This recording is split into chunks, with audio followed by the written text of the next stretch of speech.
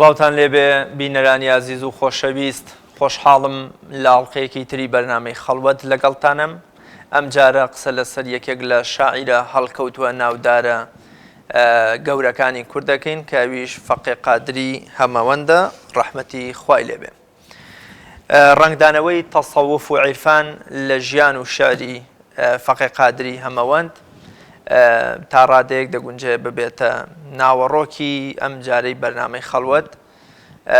و لەگەڵەوەشا بەشێک لە شعرەکانی ئەو عاریفە خواناسە هەڵکەوتووەی کورد پێشکەشیە بە عەزیز و خۆشەویست دەکەین. میوانانی ئەم تەوەرەی بەرنامەکەم هەریەکە لە بەڕێزان زۆر بەڕێز دکتۆر ئاواد نەقشبەندی، بەڕێز مامۆستا هەرێم کاکەیی وەکو شمشاڵژان، بەڕێز مامۆستا محەممەد کاکەیی، بە ناوی ئێوەشەوە پڕ بەدڵ بە خێراتنیانەکەم. دکتۆر مامۆستا هەرێم، مامۆستا محەممەد زۆر بەخێر بێن، سپاس بۆ ئامادەبوونتان، خۆشحاڵ بووم. مامۆستاواد هەروەکۆ لە دەستڕاستەوە دەست پێەکەم لە جەنابتەوە دکتۆر ببوورە. فەقێ قادر پێم خۆشە تیشکێ بخەیتە سەرجارە سەرەتا ژیانی فەقێ قادری هەمەوەند، پاشتر ئەو تەوەرەی کە هەڵمان بژاردووە لەوەی کە تەسەووف چه پێگە و چه بایەخێکیە بۆ لە شعر و ژیانی فەقێ قادری هەمەوەندە. بە ناوی خوای بەخشندەی میهرەبان دەستخۆشیتان لێکم بۆ بەرنامەیە. خۆشحاڵم لەگەڵ مامۆستا هەرێم و مامۆستا محەممە باس لە ڕنگدانەوەی بنەماکانی تەسەووف بکەین لەسەر شعرەکانی فەقێ قادری هەمەوەند. دیارە ناسینی من بۆ فەقێ قادری هەمەوەند ئەگەڕێتەوە بۆ کاتانەی کە لە دووی سەرەتایی دەرچوو بووم بۆ سێی سەرەتایی. باوکم چەشەیە کردین بە شعری عیرفانی بۆ شعرانی کە لە شوعرای کورد لە پەسنی خواوە، لە باسی ئیسلامە، لە باسی پێغەمبەرە صلی الله عليه وسلم، لە پەسنی مرشید و پیاوە گەورەکانی ئیسلام لە کوردەواریە. هەر لەو کاتەوە چەشەی کردین بە شعرەکانی مەولەوی، بە شعرەکانی مەحوی، بە شعرەکانی ئەو من ضمنیان فەقێ قادری هەمەوەندیش دیوانەکەی بۆ کڕی بووم، ممارەسی شعرەکانمانە کرد، شعرەکانمان ئەنووسی و شعرەکانمان لەبەرە کرد. بۆیە پێم خۆشە لە سەرەتا بزانین فەقێ قادری هەمەوەند کێیە. کورتەیەک لە ژیانەکەی فەقێ قادری هەمەوەند ناوی عەبدولقادرە، کوڕی ڕەسووڵی، کوڕی جوامێری یەکەمە، کوڕی یادگارە، لە بەرەبابی بەگزادەیە لە تیرەی چەلەبیە لە عەشیرەتی هەمەوەند. لە کۆتایی پەرتووکەکەی خۆیان بە ناوی فەزیلەتی بەنی ئادەمە لەوێ باسی ڕشتەی نەسەبی خۆی کردووە، ئەڵێ ئەگەر مەپرسان ئیسمی مؤەلیف عەبدولقادرن زەلیل و زەعیف، ئەسڵم هەماوەند زەلیل و خوارم منتەزیر لوتفی حەی دادارم. ئەمە لێرا باسی خۆی کردووە. یا بۆ نمونە لە پەندولحوکەما باسی عەشیرەتەکەی و ڕەچەڵەکی خۆیەکە، ئەڵێ عەبدولقادرن ئیسم و ئەوسافم، نەزەنجیرەی زەنب قەیدی ئینسافم، ئەسڵم هەماوەند فیرقەی چەلەبی دارون جەڕەسوڵ جوامێر نەسەبی. بۆیە ڕەشید هەمەوەند لە وتارێکی لە ڕۆژنامەی ژینە ئەڵێ فەقێ قادر لە بازیانی لای سلێمانی لەدایک بووە، بەڵام نەجمەدین فەتاح لە وەڵامی نامەی هەردوو نووسەری کۆمەڵە شعری فەقێ قادری هەمەوەند مامۆستا مەلا عەبدولکەریم دەڕیز و کاک فاتیحی کوڕیا، مامۆستا فاتیحی کوڕیا، ئەڵێ بەو شێوەیە نییە، بەڵکو لە قودرەتە لەدایک بووە. بەرحاڵ ئەمە خلافێکی بینی نووسەرەکان و لێکۆڵەرەوەکانە. وای بۆ چن لە 1247 کۆچی مانگی لەدایک بوو بێ، 1247 کۆچی. بەو پێی لە تەواوکردنی میعراجنامەکەیە لە 1297 کۆچی مانگیە لەوێ ئاماژە بەوە کە ئاڵێ من 50 ساڵی تەواوە تەمەنم، 50 لە 1297 دەرکەی کاتە 1247. بەڵێ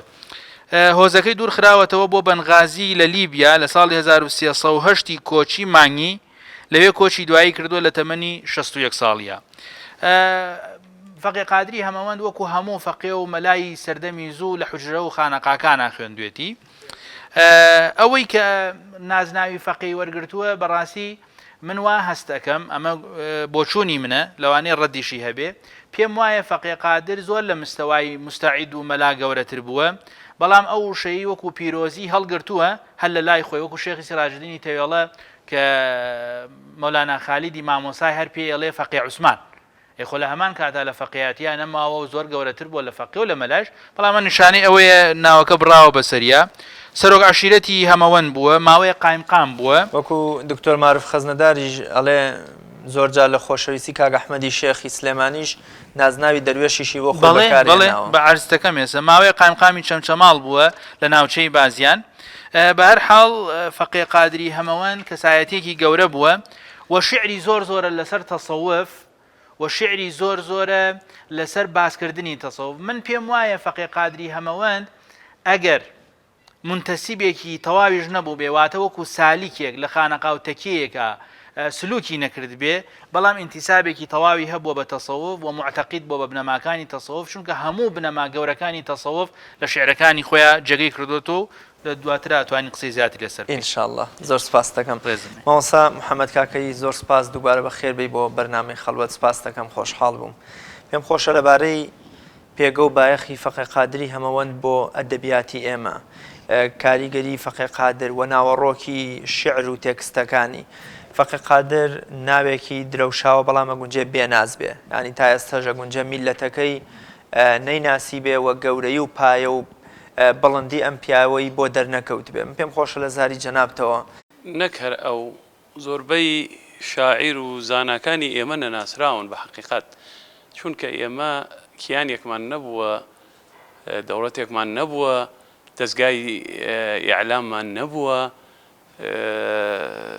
ئیعلام زۆر ئەساسە، ئیعلام ئەتوانێ نقطەیە بک بە کتێبێک بە بەحرێک. وانە ئێمە گومین لەبەر ئەوەی دەوڵەتمان نییە بە حەقیقەت. ئەمە یەکەم خاڵەکە ئێمە لە کە زاناکانمان ونن. ئەگینا ئەو پیاوی وەکو مەولەوی لە شەرع و لە فەلسەفەیە شایانی ئەوەیە کە لە جامیعەکانی دەرەوە بخوێنرێ، بەڵام عەرەب بۆ نمونە ئێمە فەرق بینی کورد و عەرەبا ناکەین، ڕەمان 22 دەوڵەتیان هەیە، زانایانی خۆیان بردووەتە پێشەوە. من ئێستا باسم کرد لە کۆنفرانسەکە، دکتۆر سعاد الحەکیم وای لە شەمیحیدینی عەرەبی کەبیر کردووە لە منهەجی دکتۆرا و پرۆفیسۆرەکانە ئەخوێنرێ لە دیراساتی عولیایە. بڕۆ سەیری کە بزانە لە جامیعەی سۆربۆن چەند دکتۆرای لەسەر وەرگیراوە. ئێمە بەئیستا من بە پرۆفیسۆرەکانی خۆمانم وت کە ئەچین بۆ ئیفات بۆ خارج، بەس ئەوە نەبێ ئێمە زانستی ئەوێ بێنین. ئێمە هەین، ئێمە مێژوومان هەیە، ئێمە زانامان هەیە، ئێمە شارستانیەتمان هەیە، ئەبێ شتەکانی خۆشمان برین پیشانی بین بۆ ئەو خەڵکە بزانێتەوە گەلێکی ئەم گەلەی ئێمە گەلەیەکین خاوەن ئەدەب ڕەوشتی بەرز جێگایەکە کە لە دنیاە لەوێنەی نییە بۆ پێکەوە ژیان. ئێمە ئیسلام کە هاتووە بە بێ فکرەکەمان قبول کردووە، ئێمە نەک دەسەڵاتەکەی کورد ئەگەر فکرەکەی قبول نەکردایە قەومێکە خۆ لە قورئانە فەرمێ ئولی بەئسین شەدید بەوە بەحسەکرێکە قەومێکی زۆر بەهێزە، بەڵام فکرەکەمان قبول کردووە بە بێ شەڕ ئێمە ڕازی بووینێ بە فکرەکە. ئەیگینا وەکو ئەوەی کە بسەپێنێ بە سەرمانە هیچ کەسێک نەیتوانیوە سەدامیش ئەو تا کوردی پێ لە ناو نەبرەوانە، بەڵام ئێمە ئەو فکرەیە ئەو پێکەوە ژیانە لو بە حەقیقەکەی تۆ سەیری ئێستا مەکە و لە دوای 4 خولەفای ڕاشیدین بەدواوە ئیسلام بۆ بە مەلیکیەت و دەسەڵاتیش دائیمەن باشەی هەیە و خراپەی زۆرە، وانە نوێنەری ئیسلامەتی ناکات دەسەڵات، مەلیک نوێنەری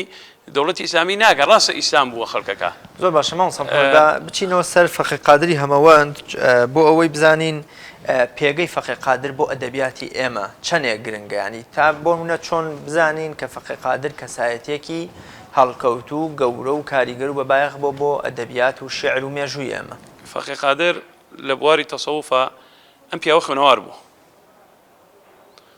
تۆ لە شعرەکانی ئەبینی ئەم پیاوە لەو زەمانەی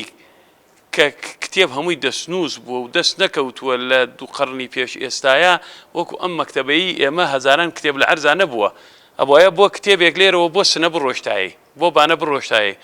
ئەم کابرایە باسی شەیخ عەرەبیەکە، بەحسی منسووری حەلاجەکە، بەحسی مؤلفاتی حەزەتی شێخ عەبدولقادر گەیلانیەکە. ئەم پیاوە معنایەوەیە خوێنەوارێکی متەمەکن و باڵدرێژ بووە لە زمانی خۆیان. ئەمجا ئەم پیاوە وەکو ئەوەی کە لە تەسەووفە ئەم پیاوە ئەو سژنەی بۆ بە خەڵوەتگایەک دائیمەن من لە شعرەکانمان نووسیومە دوڕ دانەی شەوچرا لە تاریکی دەرەکەوێ، خۆ لەبەر خۆر دەرناکەوێ. ئەمانە کە چوونەتە زیندانەوە لەوێ درەوشانەتەوە. پێغەمبەر صلی الله علیه و سلم لە بەخەڵوە دەستی پێکرد لە دینەکەیە لە غاری حەرا ئەمانە ئەم سجنە بۆیان بۆ بە خەڵوەتگا یوسفی کەنعان 7 ساڵ لە سجنا بوو من لێرە لە شعرەکە نووسی و مەخادیم مەدرسەی هەڵگر عەساکەی یوسف کەنعانی خادم مەدرسەی کاظم الغەیظن بۆیەوە دایم پڕ نور و فەیضن ئەمانە حەزەتی مامۆسای کازم سەنەت سولامی خۆیان لەسەر بێ 17 ساڵ لە سجنا بوو کەمینە کردووە درەوشاوەتەوە زیادی کردووە چونکە خەڵوەت لە شعرێکان نووسیمە پێش ئێستا ئەڵێ دەروێش و ئەحواڵ ڕۆژ ئاوەردەوە یعنی شەوی لە مەغریبەوە تا بەیانی لە ئەحواڵ و لە عشقی خوایە بووە دەروێش و ئەحواڵ ڕۆژ ئاوەردەوە بەیت الئەحزانش ڕۆشن کردەوە بەیت الئەحزان وقبور الأحياء سجنە ئەمە دوو نازناوە بۆ سجن ئەو تاریکی زنانەی ڕۆشن کردەوە بە یادی مەولا و بە نەجوای خاسان بە ذکری خوا بە مناجاتی پیا و چاکان و حەزەتی محەممەد المصطفى صلی الله تعالی علیه وسلم ئەم پیاوە چۆن دڕێک هەموو دڕێک های هەیە تۆی ئەلماسێک بەرە ئەڵێ ئەمە بە دەفتەرێک کە زانایەک سەقلی ئەکا دروست ئەبێ ئەچێتە 100 دەفتەر وانە سجن پیاو دروستەکە تاریکی پیاو دروستەکە خەڵوەت پیاو دروستەکە پیاوانی خوا هەمویان لەگەڵ مەولاگەیان بوونە تۆ گوێ لێ نەبووە ئەڵێ شەوان خەڵوەتەن ماڵ بێ ئەغیارن ئالەم گردوەتەن دووس خەوەردارن ئەوان دڵداریان لەگەڵ مەولاگەی خۆیان کردووە تەنیایی زیندانەکەیان بۆ بە چراخان کردووە بە چراخان بە ذکری خوا بە ئەحواڵی حەقیقی بە عیبادەت بە خواناسی ئەو حەزرەتی محەممەد المستەفایە شەوی ڕۆژ بووە ئەمە نە عیبادەتی خوای کردووە لە شەوە قاچی مبارەکی ئاوساوە هەموو عارفان سنەتیان وایە شەو خەویان نییە شەویان ڕۆژە ڕۆژیان مصلیحن ئەمانە پیاوچاکان کە ئیسلاحی کۆمەلگا ئەکەن چاکسازی ئەکەن ڕۆژیان ئەمانە لە بەرۆی خاوەنی دەستورن خاوەنی ئیسلاح و چاکسازین ڕۆژیان ئەبەخشن بە خەڵکەکە شەویان بۆ خۆیانە لەگەڵ عاشقەکەیانە دڵداری خۆیانەکەن لەگەڵ مەولاکەیانە وەکو خاڵسی شاعیرە فەرمێ شێخ عەبدوڕەحمانی تاڵەبانی ئینە نیاز من وە کەڵپۆسەوە شەو ناڵین وەشن وەلای دۆسەوە جا ئەمە ئەمانە شەویان لەگەڵ مەولایە بردووەتە سەر لەبەرەوە سەیرەکەی شعرەکانی کۆمەڵی علوم هەیە فرمودەیەک هەیە نازانم فرمودەی حەزرەتی عەلیە وازانم ناتوانم بڵێم ئەڵێ العلم يؤخذ من أفواه الرجال علم لە دەمەوە وەرئەگیرێ لە وەرەقەوە وەرناگیرێ ئەو عیلمەی کە حەقیقیە تێگەی العلم يؤخذ من أفواه الرجال علم لە دەمی پیاوانە وەرگرێ کۆمەڵی علوم هەیە لە دەمیشەوە وەرناگیرێ ناوترێ إن في الأشياء أشياء ئەڵێ تاخمێشت هەیە ناوترێ ناتوانانی دەری ببڕی ڕێ خەوێکم بینی جەنەتم بیرێ لێ چۆن وەڵێ خۆش بوو وەسف ناکرێ وانە ئەم حاڵی ئەم زاتانە کە ئەگەنە ئەو شوێنانە ناتوانن بڕێن ئاوها بوو بەڵام نمونەیەکە بۆ دەرئەکا بە ئەمری خوا تەبعەن بۆ ئەوەی چەشەبی بۆ ئەوەی خەڵکەکە ئێستا کە باسی جەنەتەکە بۆ ئەوەی خەڵکەکە ڕایکێشێ بۆ ناو جەنەت جەنەت معنای خواردن و خواردنەوە نییە جەنەت ڕەحمەتی خوایە زۆر باش لەوێ جێ ڕەزابوونی خوایە ئەنجا ئەم پیاوانە چوونەتە ناو ئەو بەحرەوە تۆ لە شعرەکانە سەیری کە تەحلیلی بەشەر ئەکا شیکردنەوەی بەشەر ئەکا نەفس چییە ڕوح چییە دڵ چییە فوئاد چییە ئەمانە بەشەر پێکهاتەیە کە خوا فەرمێ وەفی ئەنفوسیکم ئەفەلا تبصرون سەیری خۆتان کەن بزان لە چی پێک هاتوونە لە نەفسی خۆتانە بەشەر چییە بەشەر نەفسی هەیە تۆ کە ئەچی تەریقەت وەرەگری سێمە لە تەریقەتی قادری کەس نەزانیە ڕاستەن ئەڵێ لا إله إلا الله بکە ئەمە مەراحیلە لا إله إلا الله پاک دەکاتەوە لە گوناح دەوری تیش ئەدا کە ڕووبایی دڵە پاکەوە بوو لە گوناح شەیتان هجومی بۆەکە هەر وەکو ئێمە پێشمەرگایەتی ڕووبایەکە گرێ حکومەت هجومیەکرەوە بووی وانە کە هجومی بۆ کاتەوە بێ دیفاعاتت هەبێ دفاعەکەت چییە ئەڵێ 100,000 جار بڵێ لا إله إلا الله بۆ خوا ئەفەرمێ لە حەدیثی قودسیە لا إله إلا الله حصني من دخل حصني أمين من عذابي شورەی و قەڵای پۆڵایینی منە ئەوەی چوە نایەوە لە عذابی من ئەمینە بێ جاران هەموو مزگەوتێکە نوێژەکرا سی لا إله إلا الله کرد ئەم سی لا إله إلا الله بە دەور ئەو شارەیە قڵایەکی ئەکرد تێگەی دەرد نایە بەڵا نایە ئەم دەرد و بڵایی کە بەبان سەرمانەوەی بێبارانی خەڵکەکە ئەگەر بێت و بە بەردەوامی دوای کولی نوێژێک دەجار بڵێ ئەستەغفر الله ئەستەغفر الله ئەستەغفر الله ئەوراد زۆر مهمە فقلت استغفروا ربكم إنه كان غفارا يرسل السماء عليكم مدرارا ويمددكم بأموال وبنين ويجعل لكم جنات ويجعل لكم أنهارا أجر خلقك هل دوای نوێژێک دە ئەستەغفر الله بکە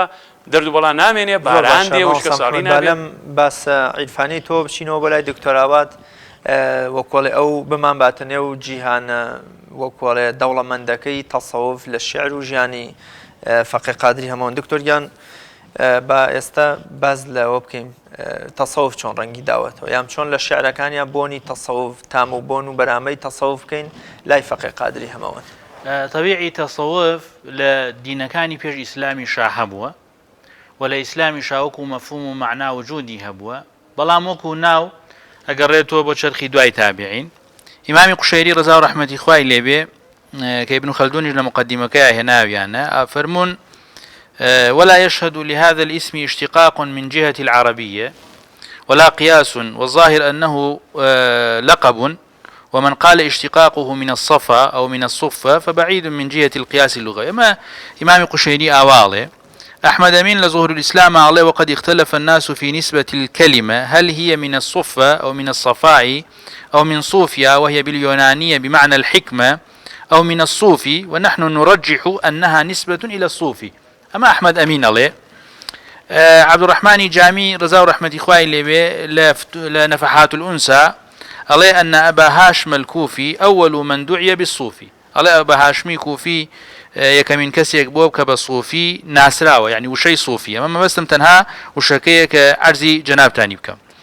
يعني رشا الله الناس فرنسي ماسينيون عليه ورد لفظ الصوفي لأول مرة في التاريخ في النصف الثاني من القرن الثامن الميلادي إذ نعت به جابر بن حيان وهو صاحب كيمياء الشيعين من أهل الكوفة عليه كمن كسيك أو بوا أمر شاء الله الناس واي لا يواي ابن تيمية حراني الله إن لفظ الصوفية لم يكن مشهورا في القرون الثلاثة وإنما اشتهر التكلم به بعد ذلك الله دواي سيقرنك هاتوا تصوفيش وكو باقي ولاتاني تر كردستان بلاو بوتا وهل سرتها زورك لم يجونسان بيان واي حضرت الشيخ عبد القادر جيلاني رضا ورحمة خوي لبي كهاتوا لولاتي خوي وروشتو بوبغا لكردستان تيبريوا ووا مشهورة لولاتي كردواريا كالدين نرجس جار لاي داوة للاي شيخاني نرجسي كلا نرجس جار أبون كهاني كان دعاي هاتون تبوشين لوي حتى سورة شناري كابو لقل برديكا مشهور بو بنظر كيش عبد القادر جيلاني ولا يزال أو جيجي هرماوة لنرجس جارة ودعاي وطريقة كان كم تازوريك وجودي عن هبو لكردستان پاشان لسردمی مولانا خالدی نقشبندی طریقی نقشبندی با رسمی و گرتنی خلیفه و مدانانی مدرسه وجودی هبو لکردستان فقی قادری هموان که قصی امروی ایمه کسی بوا منتسب بوا بلام من هشتا نگشتمته اوی که وابزانم آیا سالک بوا وکو سلوک هشتا وکو بلغی وام دز نکوتوا بلام پیاوێک بۆ زۆر شارەزا بووە و معتەقید بووە بە بنەماکانی تەسەوف بۆیە هەڵساوم لە ئەو توێژینەوانەی کە کردوومە لەسەر فەقێ قادری هەمەوەند پێرستی ئەو بنەمایانەی تەسەوفم هێناوە کە لە کتوبی معتەبەرەی تەسەوفا وجودی هەیە و فەقێ قادر باسی کردوون بۆ نمونە لە پلەبەندیەکانە ئەوەی علەمای ئەهلی تەسەوف مجمعە لەسەری ئەقتابە ئائیمەیە ئەوتادە ئەبدالە نوقەبایە نوجەبایە هەموو ئەمانە لە شعری فەقێ قادری هەمەوەندا وجودی هەیە چەند شعرێکی خوێنمەوە بۆ بەڵگە لەسەرەوە بۆ لەم شعرەیانە باسی غەوسی عەزەمەکە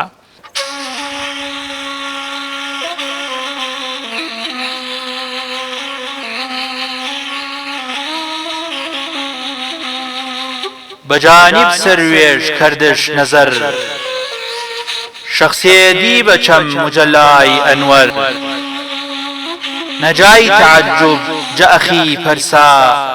يا روحي كامل نبي النيجا واد يا سيدي همج نسل تون نتيجي حسن صفاتش بيشون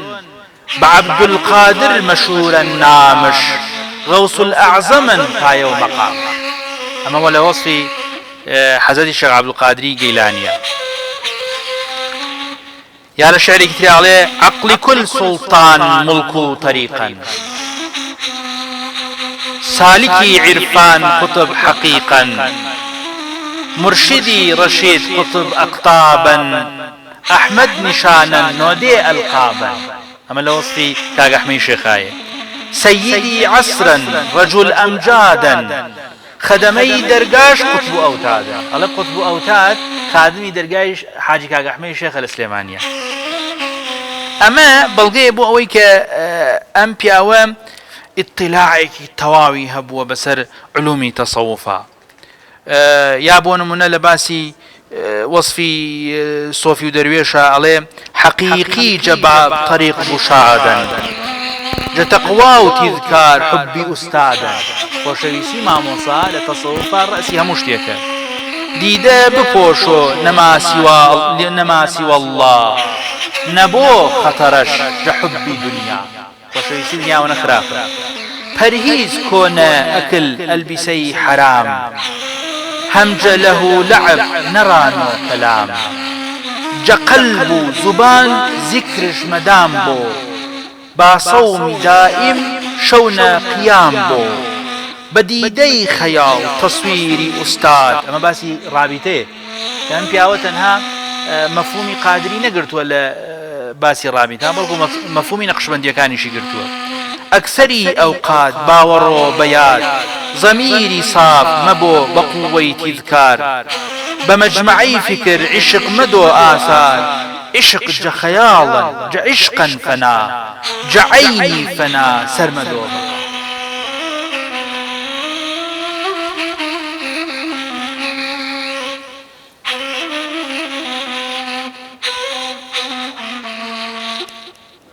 لە شوێنێکی ترە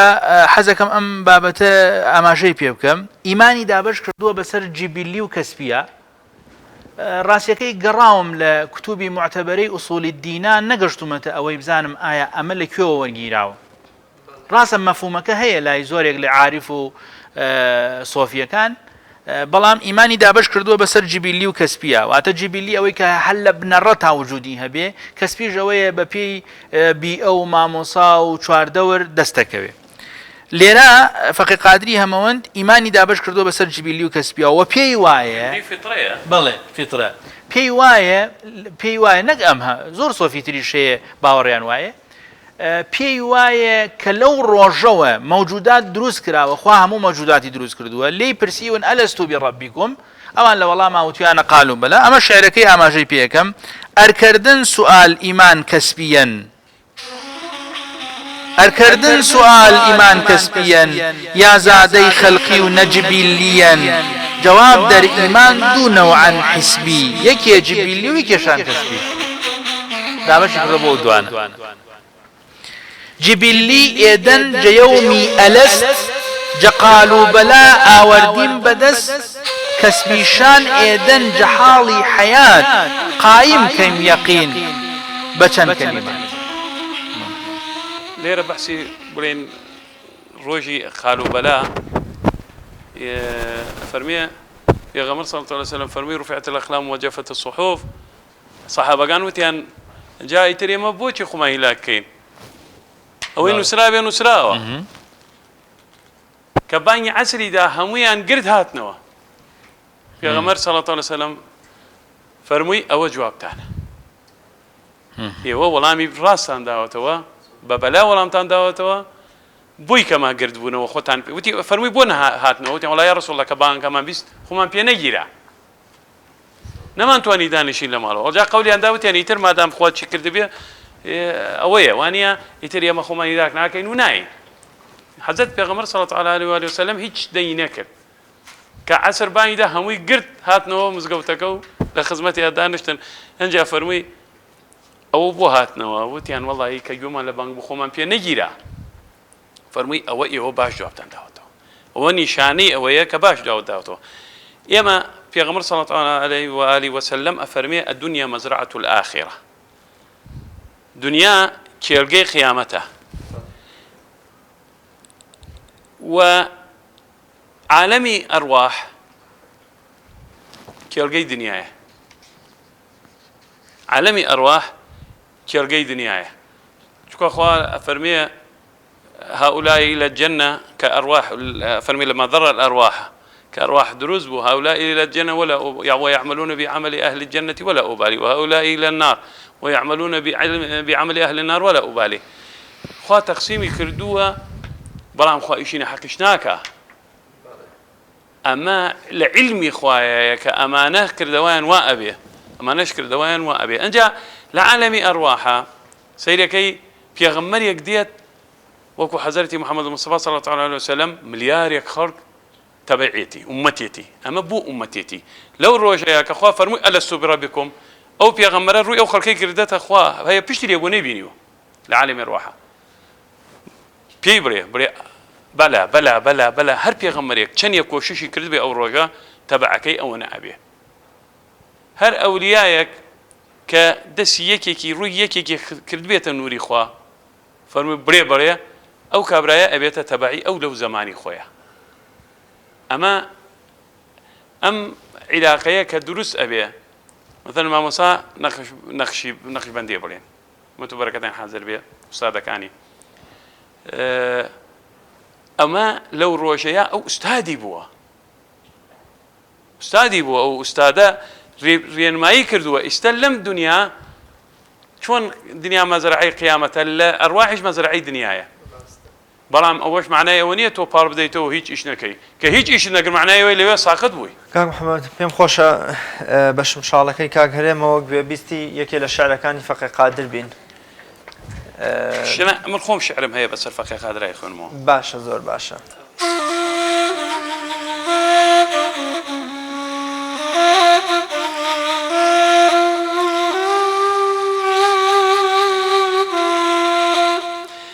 حكيم حالزان دوران كيويش درون وعشق مولاكش برنيش عارف وأحوال طريق سالكين هروان بينور ختم المرسلين صاحب بيان علوم وآداب خاون بلاغ مليح الخطاب شياقي وحشت ونسبر دوا قبور الأحياش روشن كردوا خاون آداب بحر المعاني دسو عساكي يوسف كنعاني فقي مدرسي كاظم الغيظا بويا ودائم منبعي فيضا فيض بركات شلاد بينكو درت شتاريكي دائم مدروشو صاحب عقيدة وبيان وأحكام مدافع شرعي شيخ خير الأنام أي دروي شكي ريقاي قادري ومولا قسم خيلي نادري أي صاحب أخلاق أحمدي بسن شي فرد مثنوي بر معنى وجمال نسناش تاريخ إعمار شمال سردار زور مش سيام مالم رو عمارة نوماي شمالم رو هم إقرار كردن بيادقاري نورو ثابتا نكر دواري واتشوو لفظ شيرين شكربار كروز نوروز كحضور بلزار منقوش بي فروش زمين وستار ذاتش تصفات نوروز بي إظهار أي مرده هل چند صاحب بيان بي مانياي مينت بيت الأحزان بي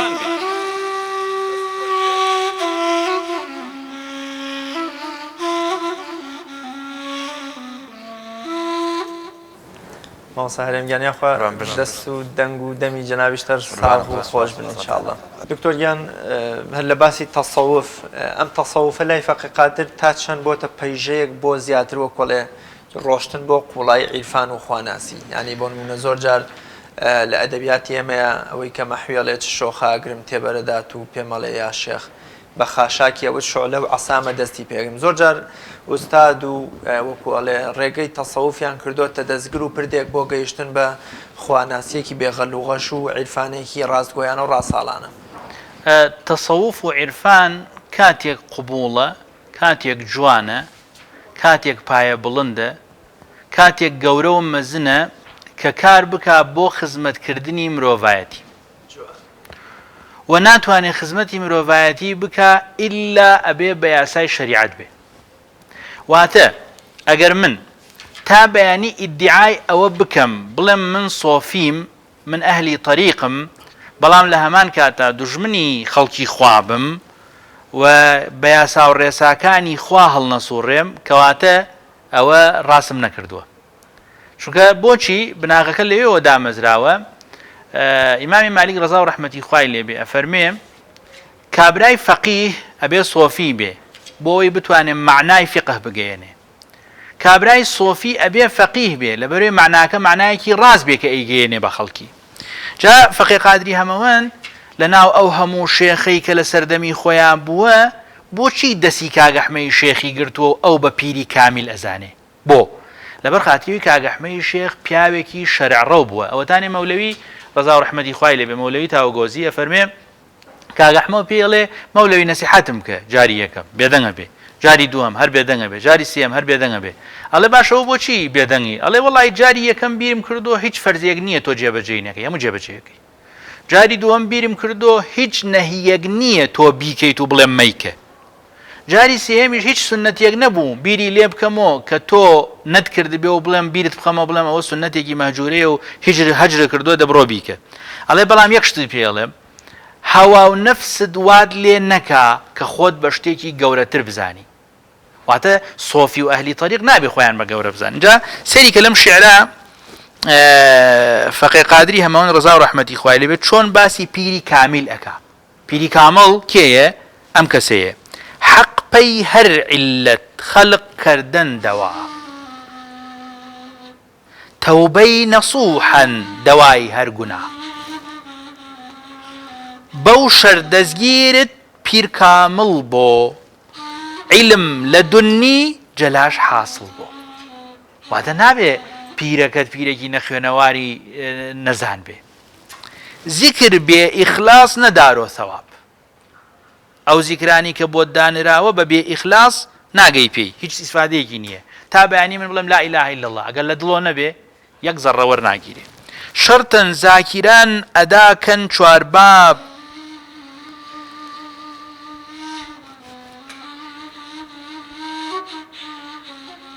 مەیل قەلبشان خاڵی نەجیهات ئەداکەن معناش جە نەفی و ئیثبات نەفی و ئیثبات لا ئیلاهە ئیلا الله بیخەیتە سەر دڵت هەم سری زوبان تعزیم دڵ بۆ هەم بە ئیجازەی پیری کامڵ بۆ هەر کەس کەر زاکر دایم هەفت ئەعزا ئاخرەش خێرن ئەو مەردی خودا یعنی بەڕاستی فەقیه قادری هەمەوەند تەسەووفێکی ڕاساڵ بووە و دەستی گرتووە بە پیرێکی ڕاساڵ و کە حاجی کاگەحمەی شێخە یعنی ئەگەر ئێمە بمانەوێ لە طریقەی قادری بەگشتی و لە حاجی کاگەحمە تێبگەین و لەوانە تێبگەین کە منخەریتن لە ناو طریقەی تەسەووفە ئەبێ بڕۆین سەیری مەکتوباتی کاگەحمەی شێخین کە مامۆستا عەبدولکەریم مدەڕیس کردی بە کوردی لێەوە لی تێگەین لە جێگەیەکی ترە فەقیه قادری هەمە باسی تەوەسولەکە تەوەسول واتە تۆ یەکێک بکەی بە تکاکار بۆ لای خوا عولەما لەم بابەتە لەسەر دوو بەشن بەشی زۆرینەیان بە جائیزیان داناوە بەشێکی کەمینەیان بە جائیزیان دانەناوە فەقیه قادر لەسەر ئەو بەشەیانە کە بە جائیزی داناوە گوێ بگرە لەم شیعرەی کە بەڕاستی جێگەی تێڕامانە ئەفەرمێ بە عیزەتی وێت حەیی تەوانگەر بە حورمەتی نور سەید البەشەر ڕەحمێکەر بە حاڵ ئەی بەندەی عیسیان گونام بێحەدەن خەتام بێپایان یا حەق بە حورمەت شاهی مەدەنی بە سۆزی سینەی وەیس القەرەنی عەفوم کەرجە زەمب ئیمان کە ئیحسان عوقدەی دارەینم حەلکە بە ئاسان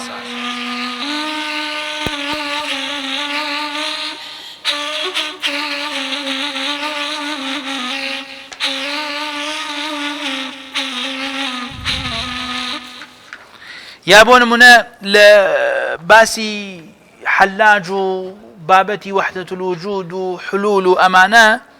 ئەم پیاوە پیاوێکی خوێنەوار بە فەقیه قادر زۆر بە ئاسانی ئەو بابەتانی هەزم کردووە و شێلاوێتی کردێتی بەم شیعرە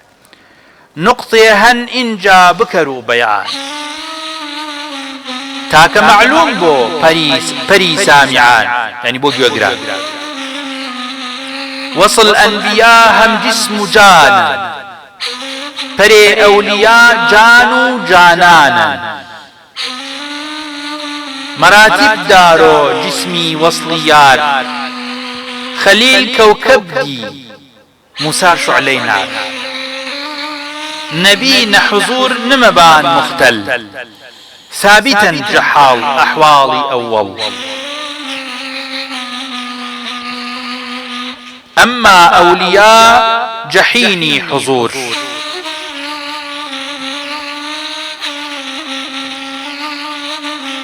سرمدو ليشان مختلي شعور ولي بنسبي إيما تماما بنسبي نبي ناقصو خاما هم بي أولياء فرقا بي حساب بعضي بيداري بعضي شان جخواب بعضي أولياء جحدي إكمال هم با حق داران جواب سؤال غوث بايزيد هم ابن العرب شمس مولاي الروم جقربي مطلب جوقتي حاصل تجلاي جلال درمبين مختل همامان بحال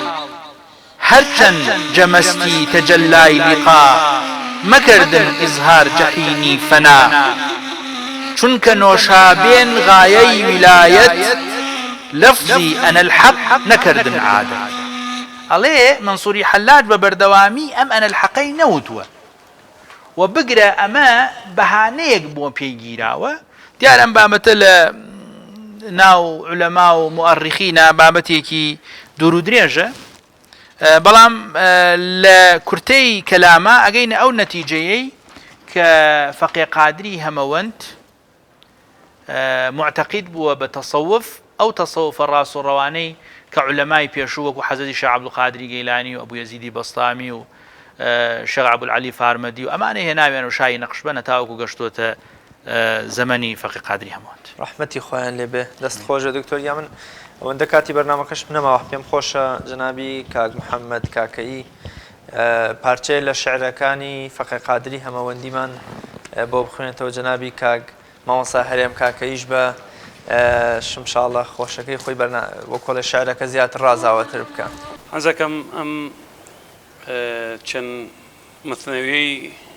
فقيه قادر بخوێنمەوە کە لە بابی سەڵەواتەدا بە دیار حەزرەتی محەممەد المصطفى صلى الله تعالى عليه وآله وسلم يا رب بمقدار أنوار قدرت أعداد أسرار رموز حكمت مقدار أنوار طبقي الرحمت درود بر محمد نبي توبت يا ربي بوزن زمري سماوات بقدر أنوار عرش ومقامات بمقدار نور علوم وصفات بر محمد بو سلام وصلاة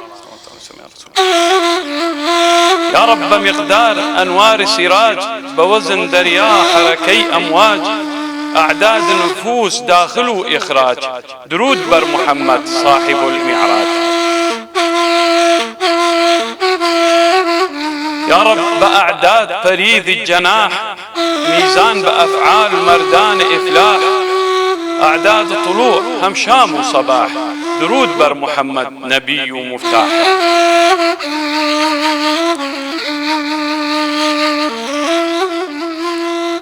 يا رب ميزان خاك وآب وباد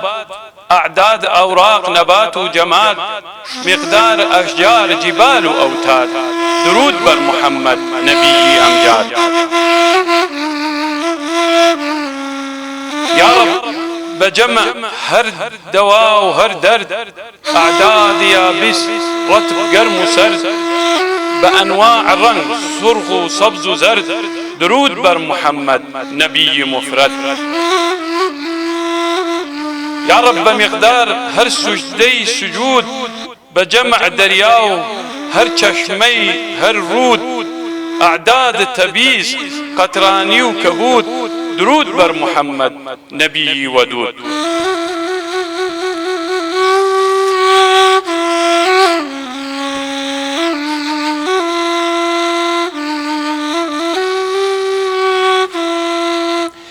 يا رب مقدار هر قضاء وقدر مقدار الصفات جوهر خير وشر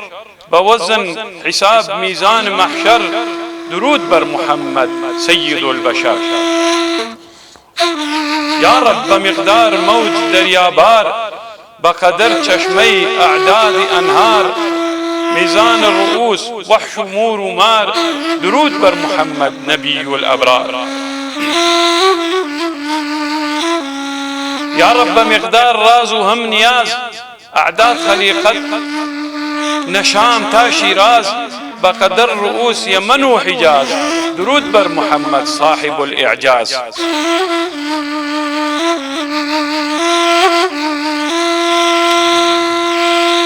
يا رب بميزان هر شعلة وشعاع أعداد هر جنس هر رنگ وأنواع مقدار جميع هر پارچه متاع درود بر محمد نبي الشجاع يا رب بميزان هر شمع وچراغ أعداد جميع پرسيازاغ مقدار أوراق أشجار هر باغ درود بر محمد صاحب البيداغ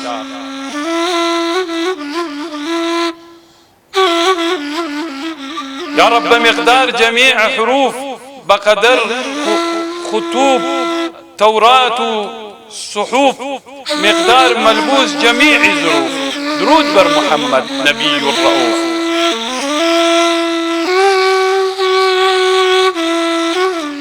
يا رب مقدار قردش أفلاك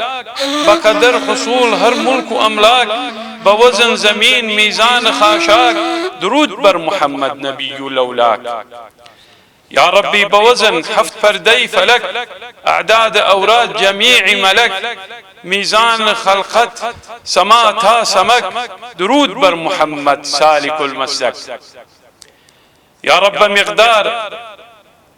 هر أكل آكل أعداد جميع رسول ورسائل ميزان جميع محصول حاصل درود بر محمد نبي الفاضل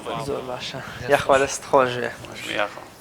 تا وكول ملا محمدي خاكي للدمي صبحي أزل داكا حتى شامي أزل برجي